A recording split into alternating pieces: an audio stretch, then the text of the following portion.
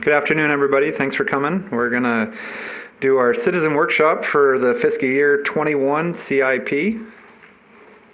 Oh, I'm Keegan Littrell, the Public Works Director, in case anybody didn't know.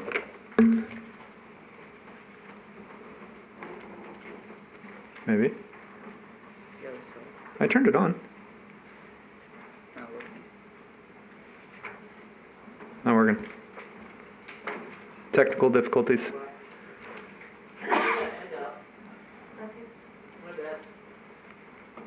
Oh, do you need that? That's what we got. Oh. Thanks.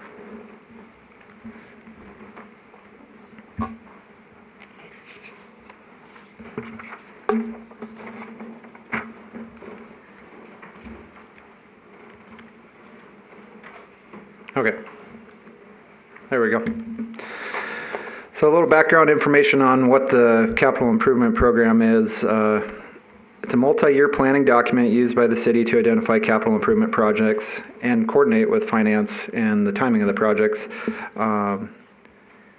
CIP funding is gone through every year. When then we're doing this in the fall, and then come the spring, it'll be formally adopted along with the O&M budget.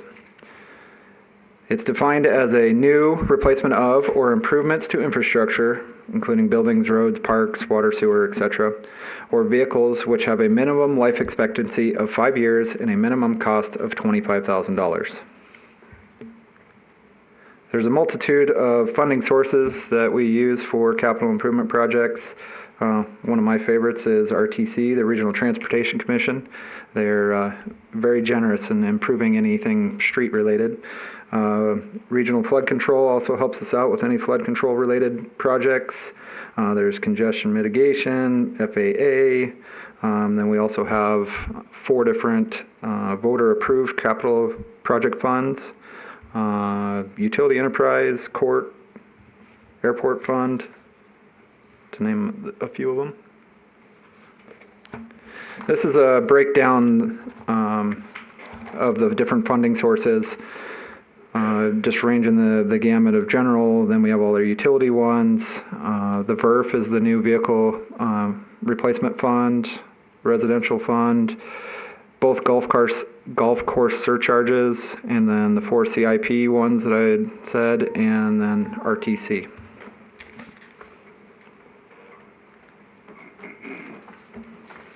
This is essentially the same as the last slide, but in a nice, pretty pie chart for everybody to see.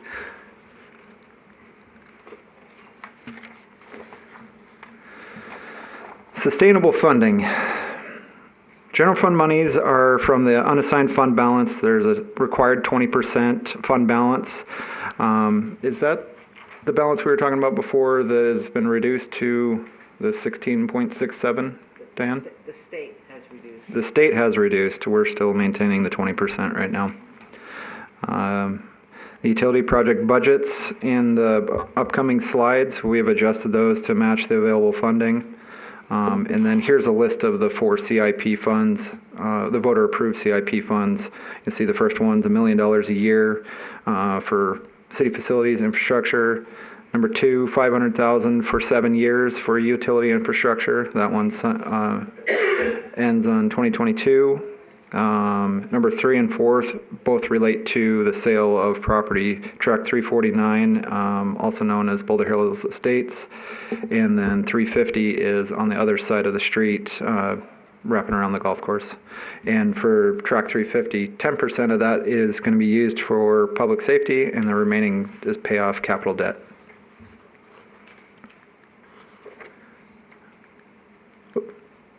Now, jumping into the requests for this upcoming year, we'll start off with street-related projects.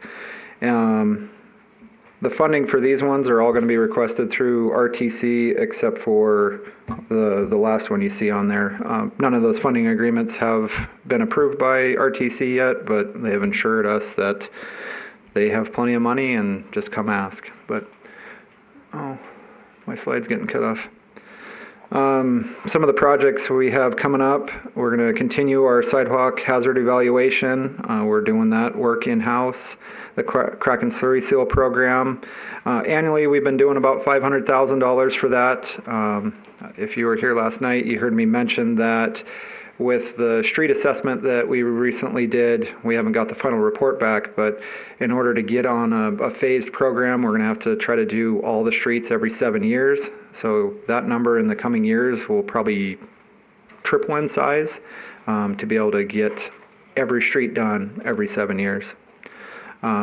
Street reconstruction, we got $1.9 million planned for that. Once we get that final report from the street assessment, we'll have a better idea of what streets we want to tackle in a proper order. One we recently found out that RTC would fund is the conversion to LED lights for our street lights.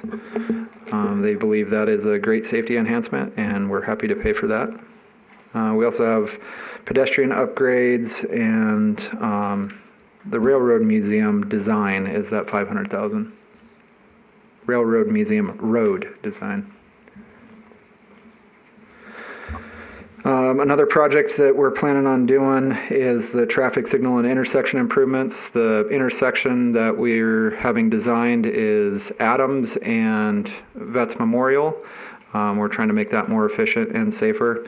And then we also want to do a study on Arizona and Nevada Way. It's kind of tricky to get off of Arizona when everybody's parked on the side of the street. You can't see that well unless you're in a really big truck. We're also working towards replacing ADA ramps and other improvements on sidewalks and streets. Bike path rehabilitation program. With all the bike paths around here, they're aging just like any other asphalt, so we need to keep up on that so we don't have to fully reconstruct it. And RTC actually approached me a couple months ago about pursuing phase 2 of the Complete Street project. It's up to us which direction we want to go. We got some feedback from council that instead of continuing out of town towards Railroad Pass, they would like us to look at continuing up and over the hill down towards the lake. So we'll start looking into that if this is approved. And then, as I said, the streetscape rehabilitation, that's one that RTC won't fund because it's more of a landscaping type project, repairing intersections and medians that are, the landscaping's either died off or needs improved. You see there, the pictures on the left is just some of examples of some of the streets in town, the sidewalks, and then intersection or the traffic signal improvements. On to public works projects. We have $1 million for the City Hall improvements. That is a placeholder until we get our facilities assessment back. We should be getting that back in the coming weeks, and hopefully that'll be, well, I know it will be a guide for us to use for improving City Hall along with other buildings in town. One of our main focuses is customer service and safety.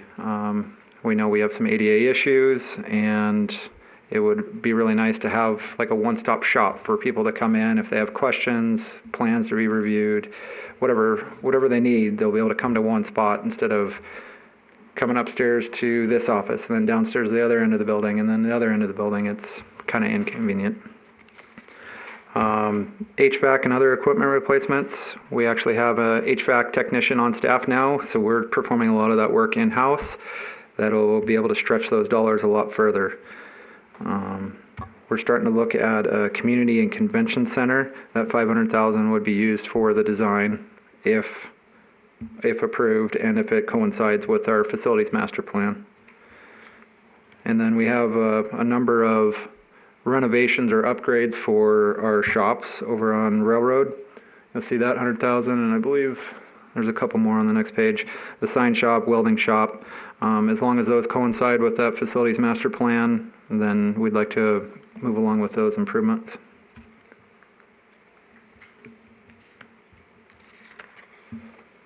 And next is Parks and Recreation.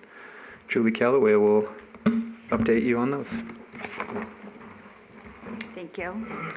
Julie Calloway, Parks and Recreation Manager, and I will be going over highlighting some of the projects that may need a little bit more explanation from Parks and Rec.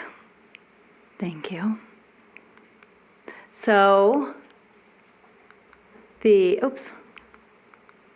you. I'm going to start with the pool because that's certainly a topic that people are very interested in, and some of the issues that we have that we're going to try to amend. So one of them is our pool surge trench, which with three separate pools, we do have a surge trench around all of them, and the water goes into these trenches, and then it's transported into our filtration pit in the mechanical room to filter the water. The material that had been used to seal the block, the concrete block, is being very compromised, and we are having water leaks. So we are going to be putting a new water barrier in the surge trench to eliminate the water that we're losing through that filtration system. The other addition to the aquatic facility is in our filtration pit. Right now we are operating on filter grids that work as the filtration system for our pool, and they attach via suction and need to be held down. Right now they're held down by sandbags and a makeshift setup so that they stay in place, because if they don't stay in place, then the DG goes back into the pool and it's a big mess. So we're working with the Public Works Department to see if we can't come up with a better design to keep those filtration grids in place at all times so we don't have mechanical issues in the pool as far as the filtration system goes.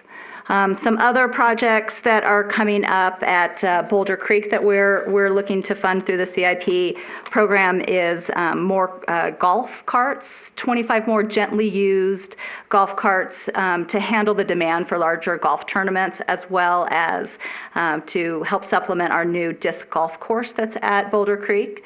Also at the Boulder Creek facility, the clubhouse entrance is lacking any landscaping and needs to just have a little spruce up. Nothing real major, but some desert landscaping, maybe some shrubs that could be accommodated with low water usage, just to make it a more attractive entrance.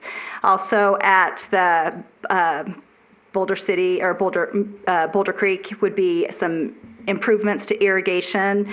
The current irrigation nozzle heads were the originals, and that property is now almost 19 years old. Typical lifespan for some of those valves and irrigation heads are about 15 years, so we're past the point of needing to replace and update those.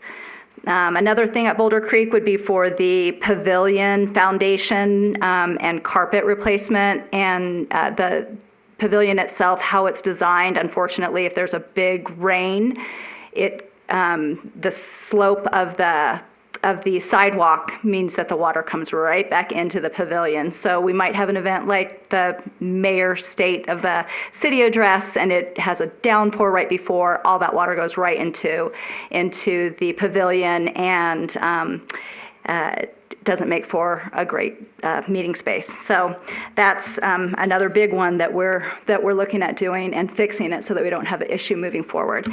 At the municipal golf course, some of our big items there are some of the equipment. We have greens mowers and sand pros and some utility carts that we're looking to replace there. A lot of that funding will come out of the surcharge account. And then we're also looking to renovate the clubhouse, because that is something that has been kind of neglected and could use an improvement. So those are the things that we're looking for Parks and Recreation. Next, Fire Department.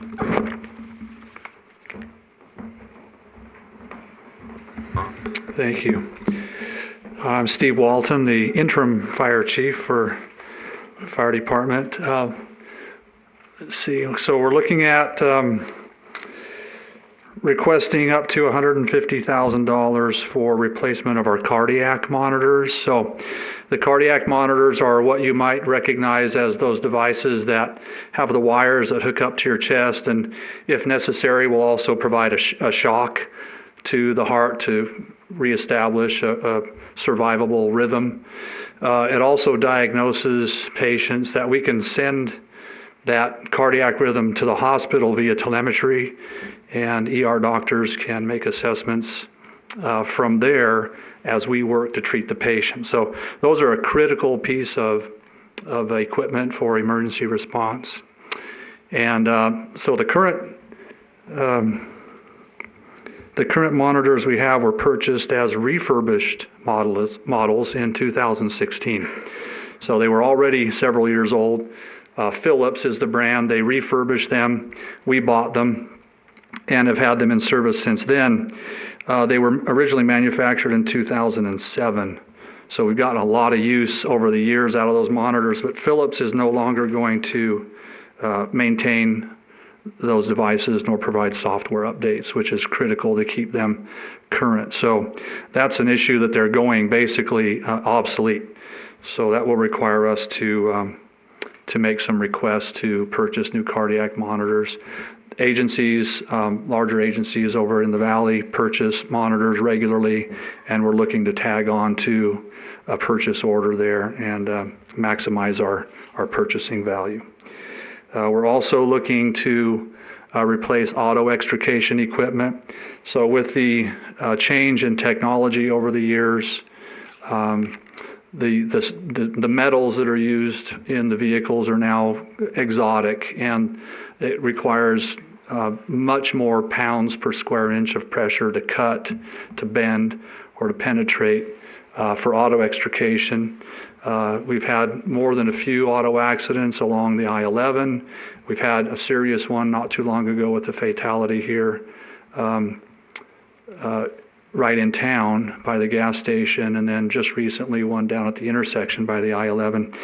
And many of those require extrication or forcible removal of the vehicle from around the patient so that we can get them out. So the equipment we have now has been in service since 2000. And when it was manufactured, it simply just was designed for different metals, and it doesn't have the strength to cut the exotic metals that are in vehicles now. Also, once they get older, they're like a Briggs & Stratton lawnmower type engine. So they require maintenance over a period of time, and they have hydraulic lines with a hydraulic pump, which also has maintenance and replacement parts. So there becomes a cost of maintaining those as they get older. So what we're looking to do is there's technology out now for 20-volt battery-powered auto extrication equipment, much stronger, much more force, as well as lighter and not bound by hydraulic lines to a big, heavy power plant. So less wear and tear on the vehicles because it's lighter, much more nimble on emergency scenes. You don't have this big power plant where you're stuck to hydraulic lines, and clearly it's more easy to use for the firefighters. So all those factors combined lead to the request for replacing the current auto extrication equipment, a request of approximately $50,000. And the third item is we have a 2009 Polaris Ranger or style, and that's been in service since the Zipline company went into business up here, and part of the contract for them to come in was to provide the fire department with that vehicle for access up to that area, which we've used more than a few times to access the remote areas up there for people that have been injured. And so this request is for up to $80,000 for either replacement or refurbishing of the vehicle that we have. If we can add some modest firefighting, a little bit of water, and a hose reel, we can also address fires that might occur in areas that are inaccessible, that we have not too far off of our beaten paths, but certainly could be a concern for us. So that's what that request is about. And the final request, well, it's not on there, so it's because it's not a funded request, but it has to do with seeking grant funding for a facility where we could do some additional training and emergency preparedness issues. But I'll leave that off since it's not up there as a funded item. So that's all the fire department has.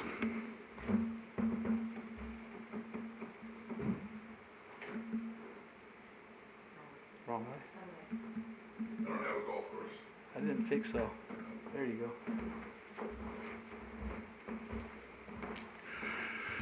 Hello, I'm Tim Shea from the Police Department, and these are the the capital improvement plan requests for the police for this year.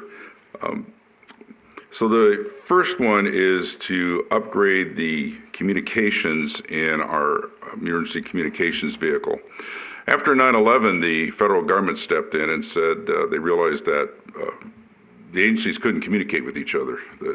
At one point, there were a lot of people running into the World Trade Center. At the same time, there were a lot of people running out because they've been told to leave. The people running in never left. So the federal government said, okay, we're going to start upgrading communications around the country. We received a presidential order that went into effect in the 90s, said we had to start doing this, and the federal government's been dumping hundreds of millions of dollars into this. So under the Department of Homeland Security, all of public safety agencies around the country have received communications upgrades, equipment. You'll see them all over the place. Boulder City was not exempted. The city received a communications vehicle in about 2006. So all the equipment that's in that vehicle is 2006 previous electronic equipment, computers, radios. Since then, the radio systems have been evolving. Well, that vehicle hasn't been evolving. So the vehicle now can go places, we can take it, use it, but the communication system inside very shortly will no longer talk to any of the radios in the area. They're upgrading and changing the entire radio system. On top of that, this is the only system we have if our dispatchers have to leave the police building. If our fire alarm goes off, they have to leave. When they leave, the only way they can dispatch on a radio is they grab a little portable radio until we can get a patrol car started, bring it over, and they try to use a patrol car and the mobile data terminal in that vehicle. That's all we have. This vehicle would be that for that purpose. So if we had a fire over there, which we've had them had to evacuate more than once, there is no backup communication center for Boulder City. There is no backup 911 system. It doesn't exist. The calls can be transferred to like Metro, but there's no way Metro can send our people anywhere. So this is needs to be fixed and needs to be fixed rather quickly. So to be up to $75,000 to replace all the radios and the computer systems in there. At the same time, our personnel need to work under the incident command system and NIMS system. That's a federal mandate also. So for certain events, you have to use that organizational management tool. It's for command control, communications, and coordination. So our supervisors who are responsible for managing those with multiple agencies have to be able to communicate. Our radio systems don't match up with the other agencies yet. This will bring their radios up to that standard for the vehicles that our supervisors use. So they'll be able to use multiple bands, be able to deal with multiple different agencies and things like this. The third thing is our security cameras. You may see some cameras around the city in different places. Some of them haven't functioned, it looks like, in years. Other ones, the feeds really don't go into anything. They go into a server that we have in the city, and it holds the data. Well, these cameras are old. They're old analog cameras. And the electronic key card system, that's the system that lets you in through many of our doors, is also aging and starting to fail. So those systems need to be upgraded and modernized, and that's what this money is for, up to $150,000 to bring our security camera system up into play and to start the enhancements that we need for our key card system before it completely stops working. For it to fail, I don't know exactly how old it is, but some of the components look pretty old. Do you have any idea how old that is? it's pretty old stuff. So that's what this is for. It's nothing. And at the same time with the cameras, we have cameras around different buildings and places in the city, the airport, the court, some of the parks. And we want to take all those and integrate that into one system. Right now, they're all segmented and they're not integrated together. So we want to bring them all together into one system and modernize things. And that'll be up to 150,000 is what we have requesting for that. And that's it for the police.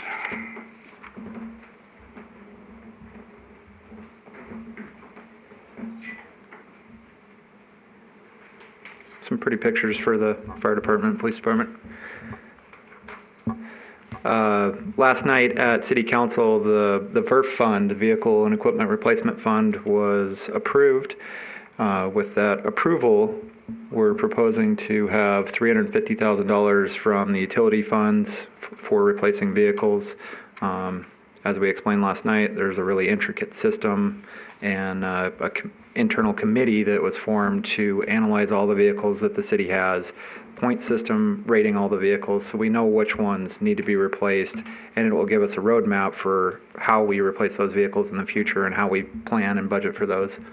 And then the police department, you'll see the asterisk beside that. Notes kind of cut off, but that's coming from multiple funding sources, general fund and the police department. And next is Mr. Bryce. Thank you, sir. Good afternoon. I'm Bryce Bolt, Administrative Services Director, and IT does fall under me. These are kind of dominoes, if you will. There's some that are going to be contingent on others. Our first one is we got a lot of data hoarders. We need to clean ourselves up, reduce our data loads that we're backing up every night. Then when we migrate to 365, we'll do that this fiscal and part of next fiscal. 365 offers us even better data, storage capacity, and better security. And it will impact us on our server replacements a little bit. Maybe we can have fewer servers, but 25 grand every 5 years or so is a pretty good estimation on our server replacement. But what I really hope to impact is that big number of 90K for the SAN or the storage area network replacement. If we can get our data lower, we should be able to spend less on that SAN. And then that's about every 5 years. If we were to replace what we have now, that'd be the cost. I hope that we can reduce that significantly and then we hopefully will know a little bit better by the time we put this in tentative in December, and perhaps by the time we go, both budgets are approved in May. That's IT. Thank you.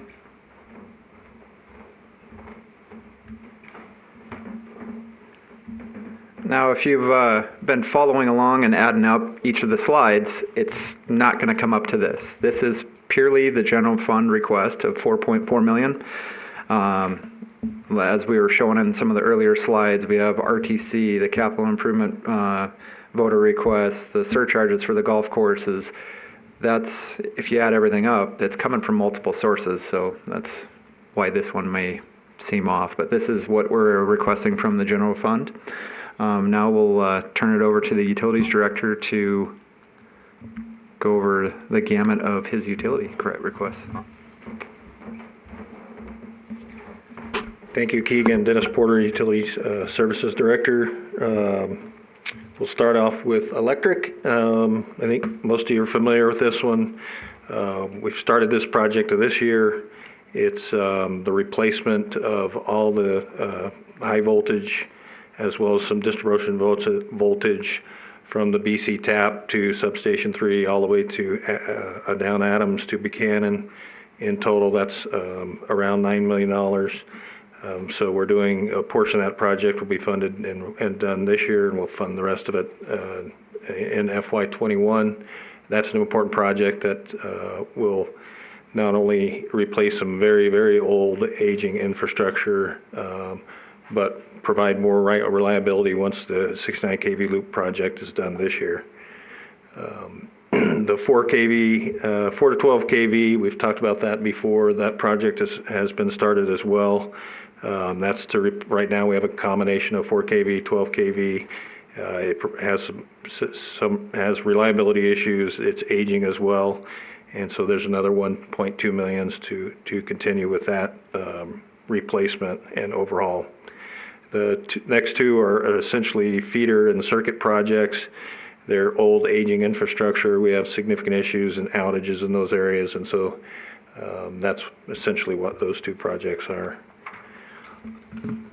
So that's the electric for FY21. On the water side, and some of these, to be clear, are basically placeholders as we go through studies that we're working on currently with regards to the condition of the water and sewer system. We do have large commercial meters and vaults that are very old. They're not in good condition, and we're looking at prioritizing and replacing those. Same thing with our backflow. We need to work on our backflow prevention program. In certain areas, we actually don't have backflow preventers, or they're not the correct ones, and we need to replace some of the older ones. Same thing with the water main replacement program. We're analyzing that infrastructure, looking at age, looking at pipe material, looking at the data we have with regards to line breaks and leaks and the condition of the pipe. And so we have a $500,000 placeholder for replacement, but we have yet to identify exactly where that will be spent. But we do anticipate some of that spending will need to occur in FY21. We have a significant number of pressure reducing stations. If you were here last night, Keegan mentioned that. We're fortunate in that the Southern Nevada Water Authority pumps all of our water to us. And that saves on cost for us, but because we don't have to pump, but we do have to reduce pressure, and we do have a significant number of pressure zones in the system. They're vital to to the system for keeping them in good shape, because if they do fail, I think Keegan mentioned that you might get your water heater blown up, or actually that was the mayor that mentioned that, but it can impact your water heater. It could hurt your head while you're in the shower, all those good things, but it can do some damage.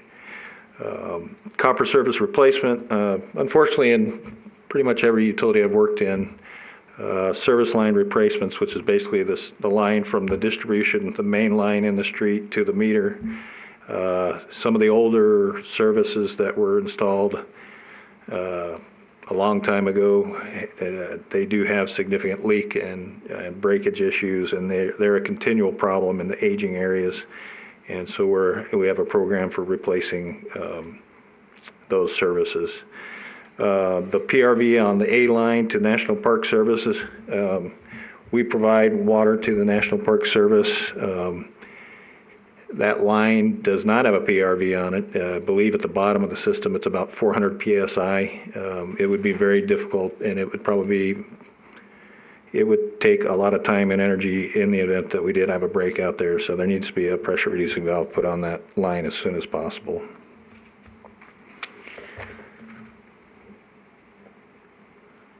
On the sewer side, again, we're working on that condition assessment work. Same thing there. We're looking at pipe material. We're looking at manholes, age of the material, age of the manholes, age of the pipe, size of the pipe, where there's more risk versus less risk, and then we'll evaluate where we need to start rehabilitation of the sewer system. So that number could change between now and spring. Evaluation of the Hemingway Valley sewer system is really just an analysis to assess that the lift stations that serve the Hemingway system are adequate and appropriately sized. And then we have a sewage lift station mobile emergency backup. Essentially, the one we have now is very old. There's concerns about the pump size and pump condition. That is used not only if we lost a pump station or lost power to a pump station and for some reason the backup generator didn't work, or if we have an issue in the collection system when we have to do a bypass pumping scenario, then that's what that emergency backup pump is for. And lastly, on the landfill, this is something we actually pushed out a year from this year. We're assessing the perimeter fence and the maintenance road. There's been some concerns noted about some drainage issues that could impact the landfill itself. And then, of course, we had increased the perimeter area of the landfill, so we're assessing what the best, when we should actually put the actual fencing around the entirety of the landfill. Frankly, I've been waiting for it to storm so I could go out and see what's actually happening with regards to the drainage out there, but it won't happen while I'm here for some reason. So that's it for the utility enterprise funds. Here's some pictures. Thank you. Do you want it back? Thank you.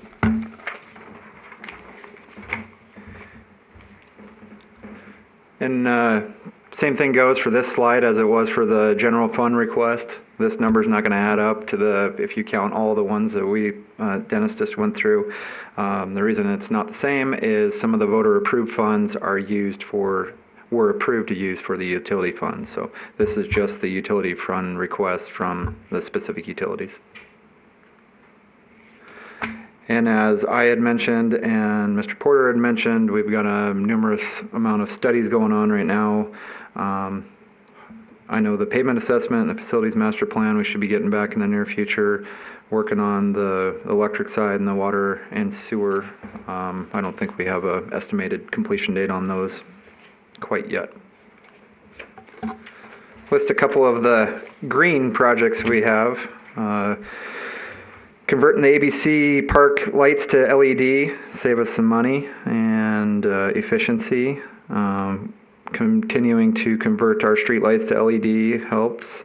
We've got an assessment for the muni course that Ms. Calloway mentioned. The dated infrastructure, or the irrigation system we have out there I've been told, is wasting a lot of water. So by upgrading the system, the heads, everything like that, we should be able to save quite a bit of water and therefore saving money on that. And then also we're analyzing the conversion from potable water to raw water. The next one for the filtration system in the pull surge trench, wasting water, a lot of downtime with having to clean everything when the system breaks. So we will do what we can to reduce the water wastage. And then also when possible, we try to use alternative fuels when we're purchasing our city vehicles.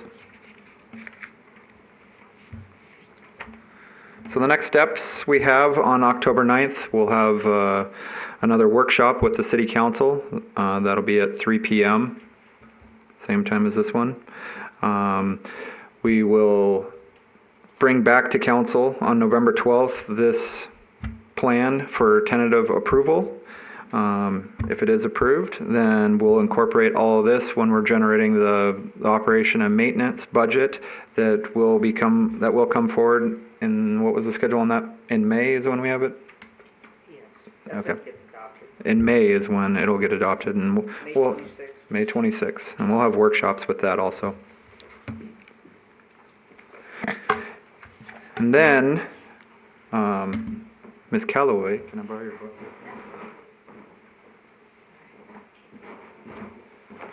We have this big book of all the documents that we've been going over. It's got the individual sheets for each of the projects. It's got numerous spreadsheets that Mr. Armentrout had put together.